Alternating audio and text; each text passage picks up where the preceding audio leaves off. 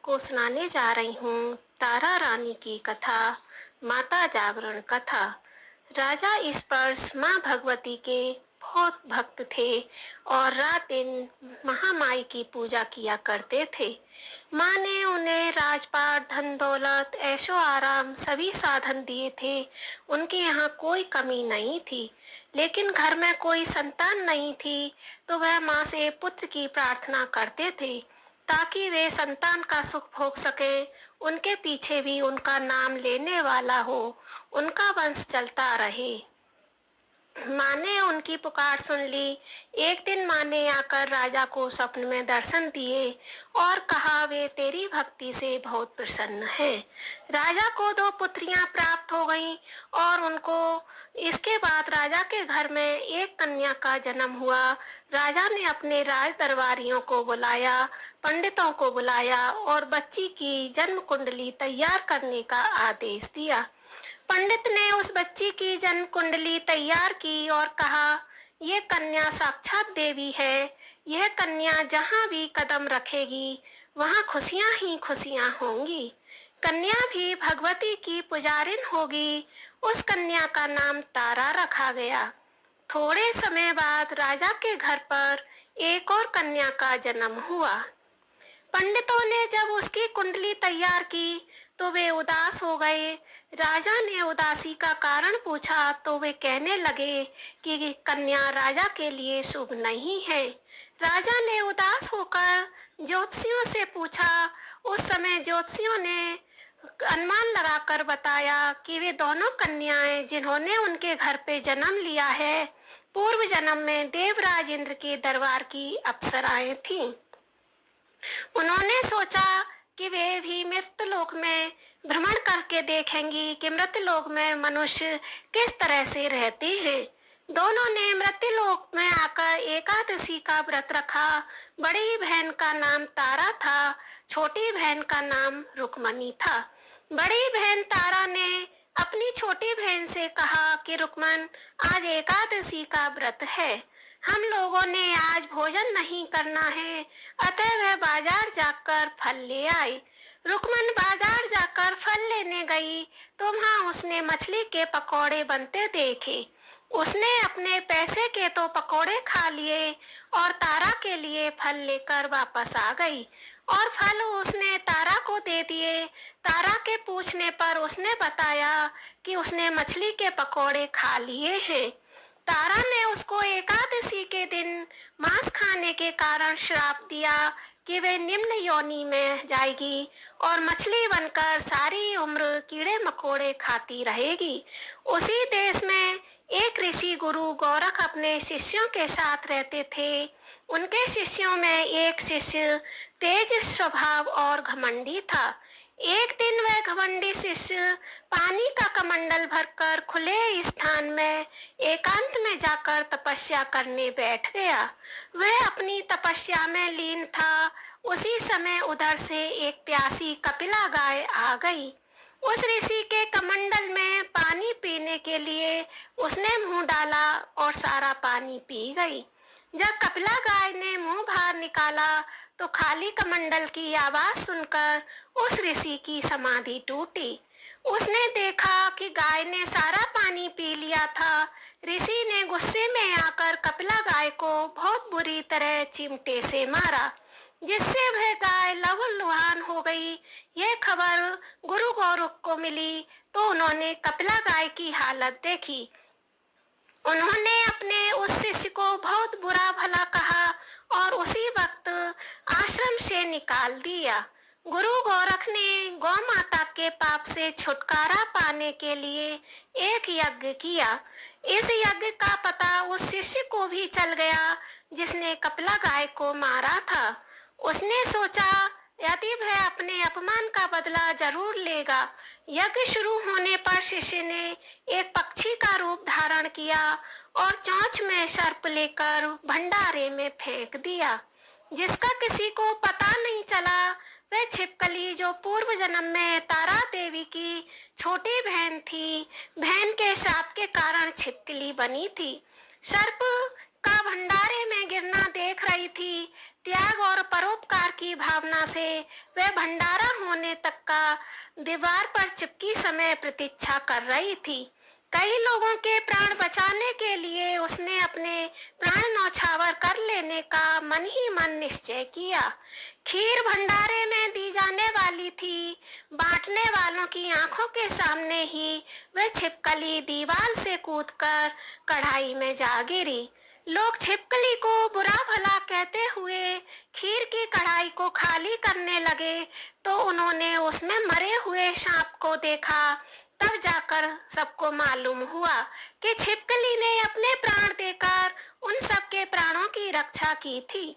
सभी सज्जनों और देवताओं ने उस छिपकली के लिए प्रार्थना की और उसे सब योनि में उत्तम मनुष्य जन्म प्राप्त हो, अतः अंत में वह मोक्ष को प्राप्त करे। तीसरे जन्म में वह छिपकली राजा स्पर्श के घर कन्या के रूप में जन्मी। दूसरी बहन तारा देवी ने फिर मनुष्य जन्म लेकर तारामती नाम से अयोध्या के प्रतापी राजा हरिश्चंद्र के साथ विवाह किया। राजा स्पर्श ने ज्योतिषियों से कन्या की कुंडली बनवाई। ज्योतिषियों ने राजा को बताया कि यह कन्या आपके लिए हानिकारक सिद्ध होगी। शकुन ठीक नहीं है, उसे मरवा दें। राजा बोले कि लड़की को मारना पाप है, वे पाप का भागी नहीं बन सकते। तब ज्योतिषियों ने विचार करके राय दी कि राजा उसे एक लकड़ी के संदूक में बंद करके ऊपर से सोना चांदी जड़वा दे और संदूक के भीतर लड़की को बंद करके नदी में बहा दे।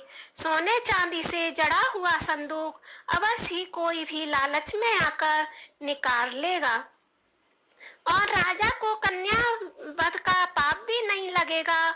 ऐसा ही किया गया और नदी में बहता हुआ संदूक काशी के समीप एक भंगी को दिखाई दिया तो वह संदूक को नदी से बाहर निकाल लाया।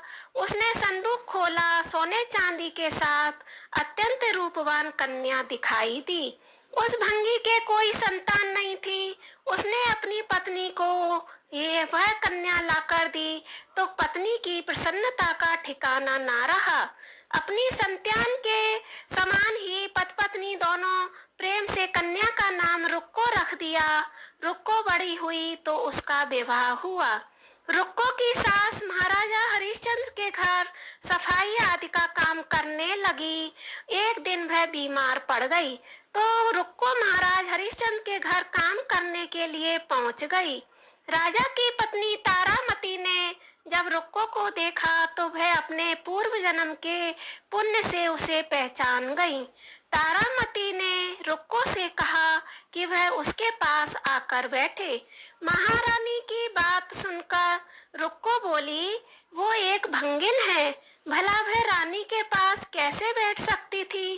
तब तारामती ने उसे बताया कि वह उसके पूर्व जन्म की सगी बहन थी। एकादशी का व्रत खंडित होने के कारण उसे छिपकली की योनि में जाना पड़ा था। अब उसे अपने वर्तमान जन्म को सुधारने का उपाय करना चाहिए और भगवती वैष्णो देवी की सेवा करके अपना जन्म सफल बनाना चाहिए।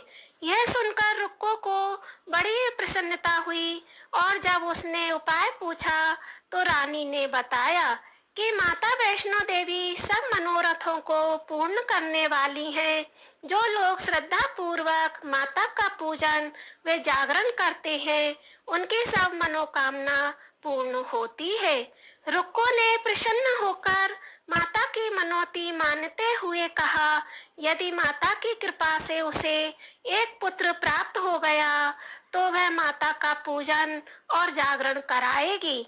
माता ने प्रार्थना स्वीकार कर ली। उसके गर्भ से एक सुंदर बालक का जन्म हुआ, परंतु दुर्भाग्यवश रुक्को को माता का पूजन जागरण कराने का ध्यान न रहा। जब वह बालक 5 वर्ष का हुआ तो उसे माता यानी चेचक निकल आई। रुक्को दुखी होकर अपने पूर्व जन्म की बहन तारामती के पास आई और बच्चे की बीमारी का सब हाल कह सुनाया। तब तारामती ने पूछा, उससे माता के पूजन में कोई भूल तो नहीं हुई है? इस पर रुक्को को 6 वर्ष पहले की बात याद आ गई। उसने अपराध स्वीकार कर लिया और मन में निश्चित किया, बच्चे को आराम आने पर जागरण अवश्य कराएगी। भगवती की कृपा से बच्चा दूसरे दिन ही ठीक हो गया। तब रुक्को ने देवी के मंदिर में ही आकर पंडित से कहा कि उसे अपने घर माता का जागरण करना है। पंडित जी बोले कि वे वहीं 5 रुपए देकर जाएं। पंडित जी उसके नाम से मंदिर में ही जागरण करवा देंगे। क्योंकि वह एक नीच जाति की स्त्री है, इसलिए वे उसके घर में जाकर देवी का जागरण नहीं कर सकते।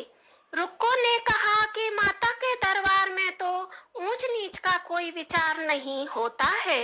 वे तो सब भक्तों पर समान रूप से कृपा करती हैं। अतः इस पर पंडित ने आपस में विचार करके कहा, यदि माता रानी उसके जागरण में पधारें, यदि महारानी उसके जागरण में पधारें तो वे स्वीकार कर लेंगे। यह सुनकर रुक्को महारानी के पास गई और सब बात कर सुनाई। तारामती ने जागरण में शामिल होने की बात स्वीकार कर ली। जिस समय रुक्को पंडितों से यह बात करने के लिए गई, महारानी की जागरण में आएंगी, उस समय सेन नाम का नाई वहां मौजूद था। उसने सब सुन लिया और महाराजा हरिश्चंद्र को जाकर बोला, राजा को सेन नाई की बात पर विश्वास नहीं हुआ कि महारानी भंगियों के घर जागरण में नहीं जा सकती हैं। फिर भी परीक्षा लेने के लिए उसने रात को अपनी उंगली पर चीरा लगा लिया, जिससे नींद न आए। रानी तारामती ने जब देखा कि जागरण का समय हो रहा है परंतु महाराज को नींद नहीं आ रही है, तो उसने माता वैष्णो देवी से मन ही मन प्रार्थना की कि हे माता, किसी उपाय से राजा को सुला दें ताकि वह जागरण में शामिल हो सके। राजा को नींद आ गई।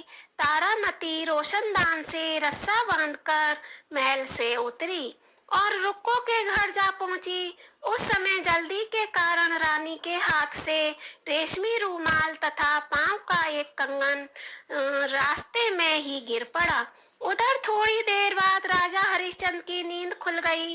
वह भी रानी का पता लगाने निकल पड़े। उन्हें मार्ग में रानी का कंगन और रूमाल दिखा। राजा ने दोनों चीजें रास्ते से उठाकर अपने पास रख लीं और जागरण हो रहा था वहां जा पहुंचे और चुपचाप बैठकर सब देखने लगे। जब जागरण समाप्त हुआ तो सबने माता की अरदास की। उसके बाद प्रसाद बांटा गया। रानी तारामती को जब प्रसाद मिला तो उसने झोली में रख लिया। यह देख लोगों ने पूछा कि उन्होंने वह प्रसाद क्यों नहीं खाया। यदि रानी प्रसाद नहीं खाएगी तो कोई भी प्रसाद नहीं खाएगा। रानी बोली कि पंडितों ने प्रसाद दिया है, वह उन्होंने महाराज के लिए रख लिया था, अब उन्हें उनका प्रसाद दें। प्रसाद लेकर तारा ने खा लिया। इसके बाद सब भक्तों ने माँ का प्रसाद खाया। इस प्रकार जागरण समाप्त करके प्रसाद खाने के बाद रानी तारामती महल की तरफ चल दी। तब राजा ने आगे बढ़कर रास्ता रोक लिया और कहा, रानी से नीचों के घर का प्रसाद खाकर अपना धर्म भ्रष्ट कर लिया है, अब वे उन्हें अपने घर में कैसे रखें। रानी ने तो कुल की मर्यादा और प्रतिष्ठा का भी ध्यान नहीं रखा है। जो प्रसाद वे अपनी झोली में राजा के लिए लाई थीं, क्या उसे खिलाकर वे राजा को भी अपवित्र करना चाहती हैं? ऐसा कहते हुए जब राजा ने झोली की ओर देखा तो भगवती की कृपा से प्रसाद के स्थान पर उसमें चंपा, गुलाब, गेंदे फूल, नारियल, चावल, सुपारी आदि दिखाई दी। यह चमत्कार देख राजा आश्चर्यचकित रह गया। राजा हरिश्चंद्र रानी तारा को साथ ले महल लौट आए। वहीं रानी ने ज्वाला मैया की शक्ति बत्ती से बिना माचिस चकमक पत्थर की सहायता के राजा को अग्नि प्रज्वलित करके दिखाई। तब रानी ने बताया, आपको प्रत्यक्ष दर्शन पाने के लिए बहुत बड़ा त्याग करना चाहिए। आप अपने पुत्र रोहित और अश्व की बलि दे सकें तो आपको दुर्गा देवी के प्रत्यक्ष दर्शन हो जाएंगे। राजा के मन में तो देवी के दर्शन की लगन हो गई थी। राजा ने पुत्र मोह त्याग कर रोहित और अश्व का सिर देवी को अर्पण कर दिया। ऐसी सच्ची घटना और श्रद्धा और विश्वास देख दुर्गा माता सिंह पर सवार हो उसी समय प्रकट हो गईं और राजा हरिश्चंद्र दर्शन करके कृतार्थ हो गए। मरा हुआ पुत्र और अश्व भी जीवित हो गया। चमत्कार देखकर राजा हरिश्चंद्र गदगद हो गए। उन्होंने विधि पूर्वक माता का पूजन करके अपराधों की क्षमा मांगी। सुखी रहने का आशीर्वाद दे माता अंतर ध्यान हो गईं।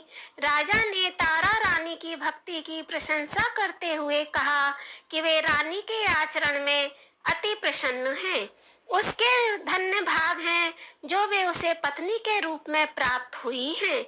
आयु सुख भोगने के पश्चात राजा हरिश्चंद्र, रानी तारा, रुक्मणी, भंगिनी तीनों ही मनुष्य योनि से छूटकर देवलोक को प्राप्त हुए। माता के जागरण में तारा रानी की कथा को जो मनुष्य भक्ति पूर्वक पढ़ता या सुनता है उसकी सभी मनोकामनाएं पूर्ण होती हैं। सुख समृद्धि बढ़ती है, शत्रुओं का नाश होता है और इस कथा के बिना माता का जागरण पूरा नहीं माना जाता। बोलो वैष्णो देवी माता की जय।